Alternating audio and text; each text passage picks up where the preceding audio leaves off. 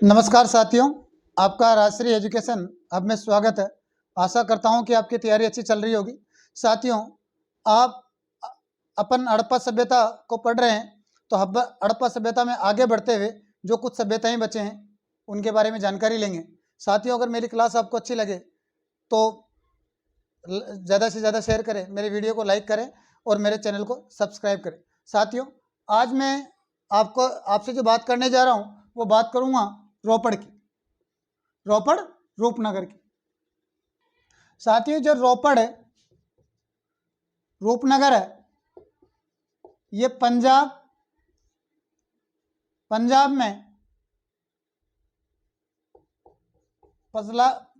में सतलज नदी के बाएं तट पर क्या है, स्थित। कहाँ स्थित है ये? पंजाब में सतलज नदी के बाएं तट पर स्थित है। किस पे? बाएं तट पर। अगर अपन इसकी खोज की बात करें,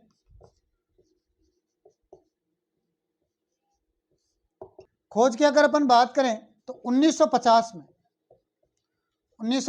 में बीबी लाल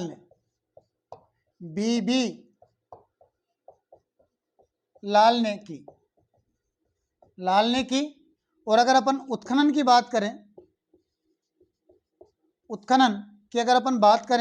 तो इसका जो उत्खनन है वो 1953 से 56 ईस्वी में यज्ञदत्त शर्मा ने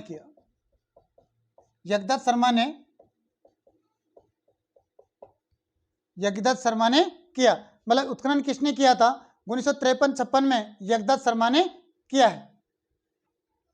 अगर साथियों अपन बात करें कि स्वतंत्रता के बाद में, यानी भारत के आज़ाद होने के बाद में या स्वतंत्रता के बाद में, ये जो रोपड़ रूपनगर है ये प्रथम उत्खनित या खोजा गया उत्खनित तथा दूसरा कालीबंगा था। दूसरा कौन सा था? कालीबंगा स्थल था। साथियों ध्यान देना, रोपड़ में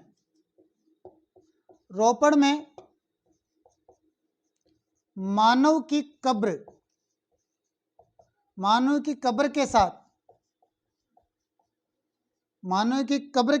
में कुत्ते का समाधान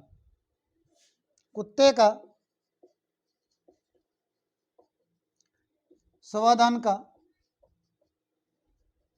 साक्ष्य मिला। साथियों ध्यान देना कि रोपड़ जो रूपनगर है, मतलब रोपड़ को ही रूपनगर कहते हैं, तो रोपड़ जो रूपनगर है ये कहाँ स्थित है? पंजाब में। और कौन सी नदी पे स्थित है? सतलज नदी के बाएं तट पर स्थित है। मतलब रोपड़ रूपनगर कहाँ है? पंजाब में। पंजाब यानी जो भारत में, यानी रोपड़ कहाँ है? पंजाब भारत में। और कौन सी नदी पे? सतलज नदी के बाएं तट पर स्थित है। साथियों ध्यान देना, इसकी अगर खोज की बात करें, किसकी खोज की? अगर रोपड़ रूपनगर की खोज की अगर अपन बात करें तो 1950 में, कब? 1950 में बीबी लाल ने की। अगर ऐसे याद नहीं रहे तो बीबी याद रख लेना। तो बीबी लाल ने इसकी खोज की। अगर उत्खनन की अपन बात करें कि उत्खनन किसने किया था? 1953 से 1956 के मध्य यज्ञदत्त शर्मा ने इसका उत्खनन किया।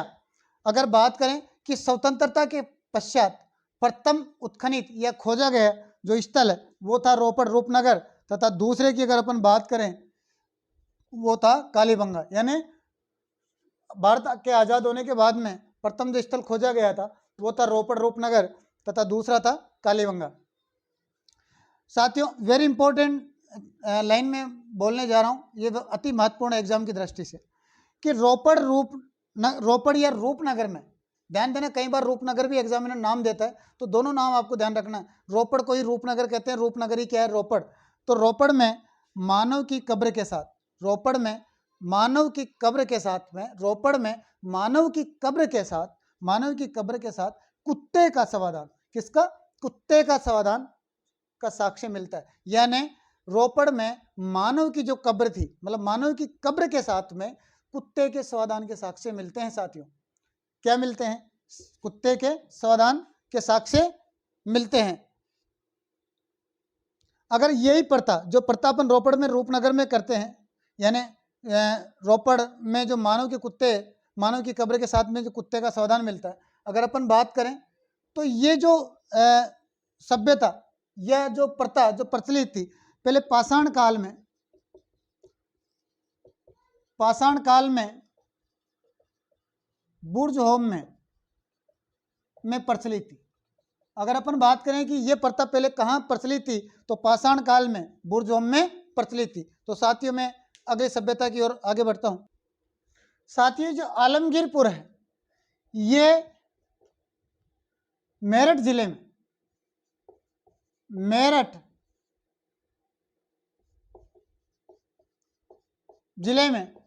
मतलब मेरठ जिले में, कहाँ? यूपी में। मेरठ जिला कहाँ है? उत्तर प्रदेश में। हिंडन नदी के बाएं तट पर, हिंडन नदी के बाएं तट पर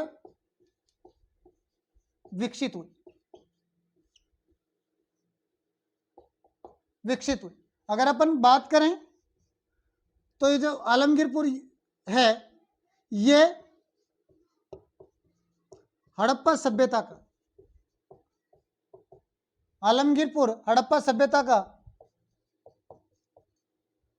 का सबसे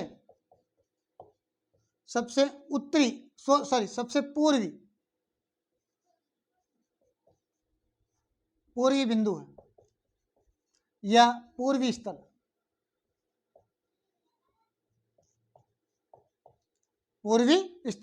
हड़प्पा सभ्यता का सबसे पूर्वी स्थल कौन सा है? आलमगीरपुर, यूपी। साथियों आलमगीरपुर से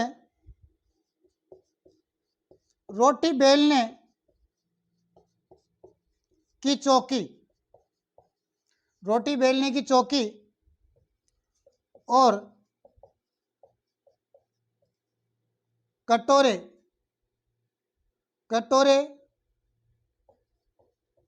के अनेक टुकड़े मिले। क्या मिले?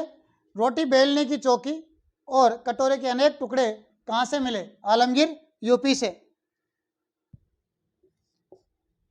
यहां से साथियों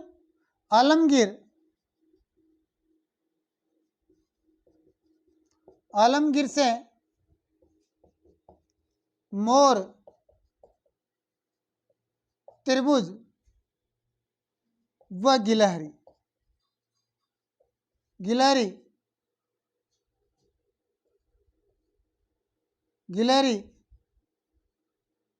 के चित्र युक्त बर्तन मिले।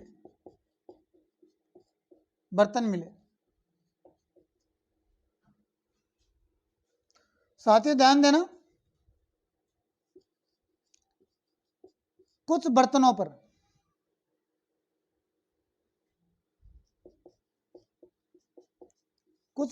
पर सेंधव लिपि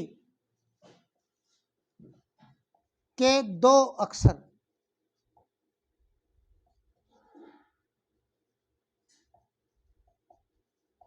अंकित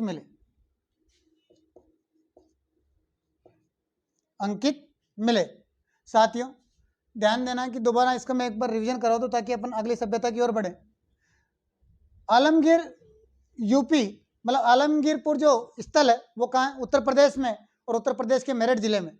अगर बात करें किस नदी के किनारे हैं या किस नदी के तट पे हैं, तो हिंडन नदी के बाएं तट पर ये क्या है? स्थित है। कहाँ? हिंडन नदी के बाएं तट पर स्थित है। अगर अपन बात करें कि हड़प्पा सभ्यता का सबसे पूर्वी स्थल किसका? हड़प्पा सभ्यता का सबसे पूर्वी स्थल कौन सा है? आलमगीरपुर। अगर बात करें कि यहाँ से क्या मिला, तो यहाँ से रोटी बेलने की चौकी मिली, और एक कटोरा मिला तो कटोरे पे क्या है, कटोरे के अनेक टुकड़े मिले। जो कटोरा होता है, अपन जैसे सब्जी वगैरह डालते हैं, कुछ भी जो कटोरा होता है, तो एक जो कटोरे के क्या मिले, अनेक टुकड़े मिले। अगर बात करें कि आलमगीरपुर से जो बर्तन मिले, क्या आलमगीरपुर से जो बर्तन मिले उन पर मोर, त्रिभुज और गिलहरी के चित्र अंकित थे। उन बर्तनों पर चित्र जो बने हुए थे ना, वो किसके थे, मोर, त्रिभुज और गिलहरी के। कुछ बर्तनों से पर साथ ही ध्यान देना, इसके अलावा कुछ बर्तन थे, मतलब जो कुछ बर्तन मिले उन बर्तनों पर सैंधव लिपि के 2 अक्षर अंकित है। सैंधव लिपि के कितने अक्षर अंकित है, 2 अक्षर। तो साथियों मैं अगली सभ्यता की ओर आगे बढ़ता हूं। मांडा की अगर अपन बात करें तो मांडा जो सभ्यता है वो जम्मू या कश्मीर में स्थित है। अगर अपन बात करें कि मांडा कहाँ है, कौन सी नदी में या कौन से जिले में है, तो ये अखनूर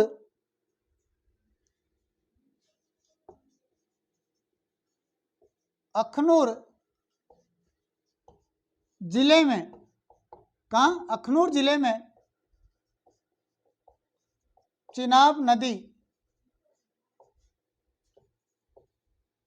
के बाएं तट पर, मतलब जो मांडा जो स्थल मिला है वो अखनूर जम्मू कश्मीर में है। लेकिन अगर अपन बात करें नदी की तो चिनाब नदी के बाएं तट पर क्या है, स्थित है।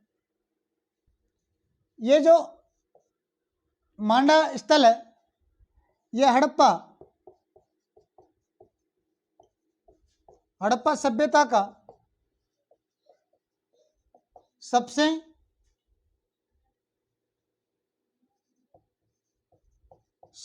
उत्तरी स्थल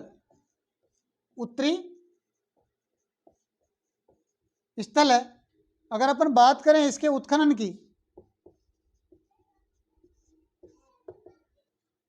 अगर यहां बात करें अपन अवशेषों की, भाई ये क्या अवशेष मिले हैं, तो अवशेषों में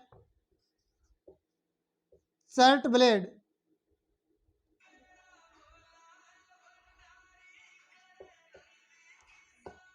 ब्लेड, हड्डी के नुकीले बाणाग्र,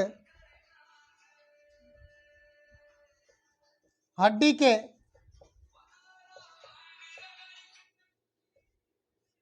के नुकीले बाणाग्र, हड्डी के नुकीले बाणाग्र,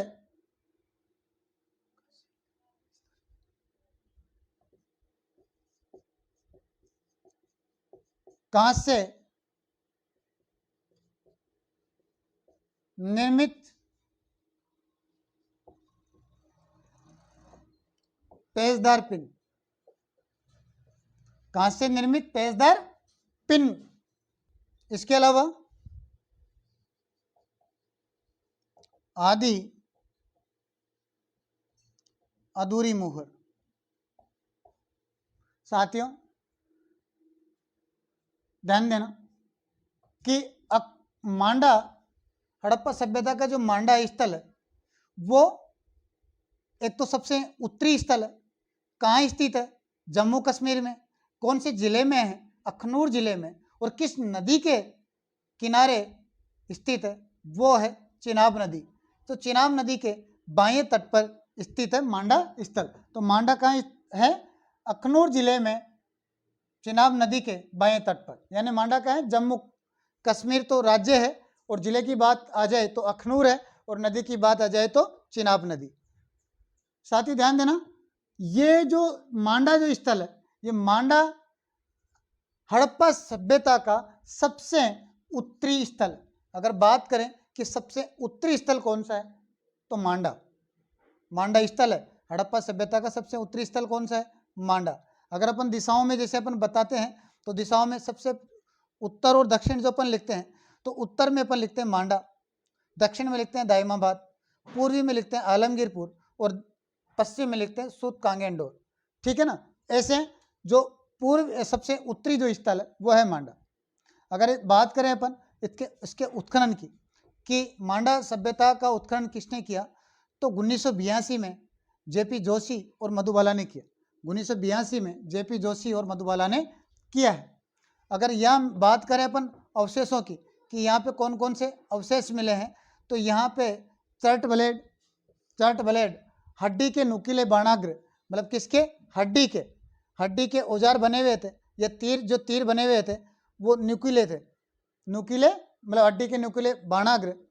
कांच से निर्मित पेचदार पिन, अगर बात करें कि कांच से निर्मित पेचदार पिन कहाँ से मिली, तो मांडा से। और आधी अधूरी मोहर कहाँ से मिली, मांडा, जम्मू कश्मीर से। तो साथियों मैं आगे बढ़ता हूँ अगली सभ्यता की ओर। साथियों ध्यान देना, अपन जो अब बात कर रहे हैं वो बात कर रहे हैं दायमाबाद की।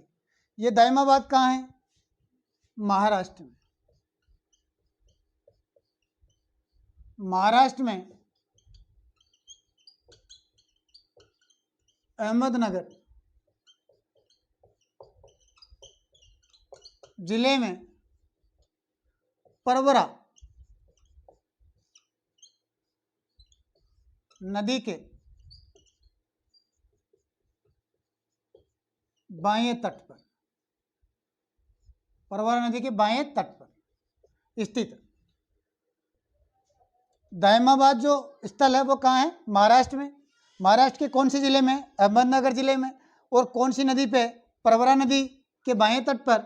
और अगर अपन बात करें कि सबसे दक्षिणतम दायमाबाद सबसे दक्षिणी स्थल है, ये कैसा स्थल है, सबसे दक्षिणी स्थल है दायमाबाद। यहां सेंधव लिपि की, दायमाबाद से सेंधव लिपि की एक मोहर क्या मिली, एक मोहर मिली सेंधव लिपि की। इसके अलावा यहां से दो सींगों की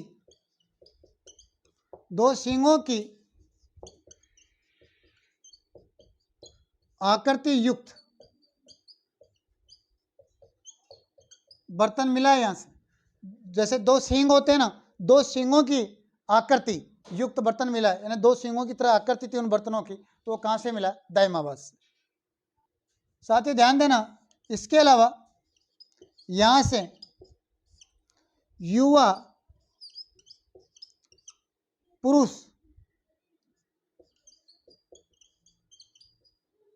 का समाधान, युवा पुरुष का क्या मिला था, समाधान, जिसके उत्तर में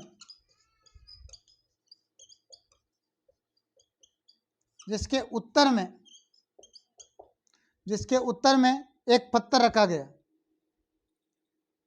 जिसके उत्तर में एक पत्थर रखा हुआ था।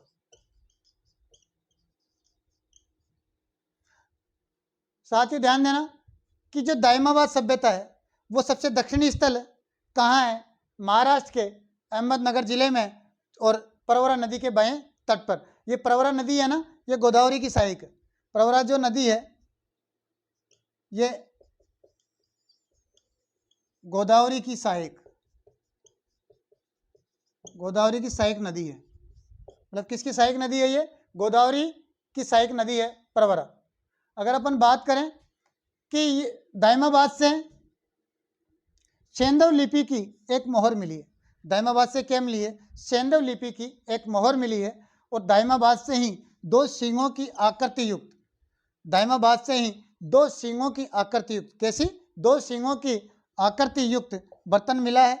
अगर अपन बात करें कि युवा पुरुष का समाधान, दायमाबाद से क्या मिला है, युवा पुरुष का समाधान मिला है, जिसके उत्तर में, जो युवा पुरुष का जो समाधान मिला है, जिसके उत्तर में एक पत्थर रखा हुआ था। तो साथियों मुझे आशा है कि मेरी क्लास आपके समझ में आ गई होगी। और साथियों आपको अगर मेरी क्लास पसंद आई है तो मेरे वीडियो को लाइक करें, ज़्यादा से ज़्यादा शेयर करें और मेरे चैनल को सब्सक्राइब करें। साथियों जब तक आप सपोर्ट नहीं करोगे तब तक मैं भी आगे नहीं बढ़ पाऊँगा और मैं भी बेटर से बेटर नहीं कर पाऊँगा। तो साथियों प्लीज़ सपोर्ट मी और इसी के साथ साथियों में क्लास का समापन करता हूँ। जय हिंद।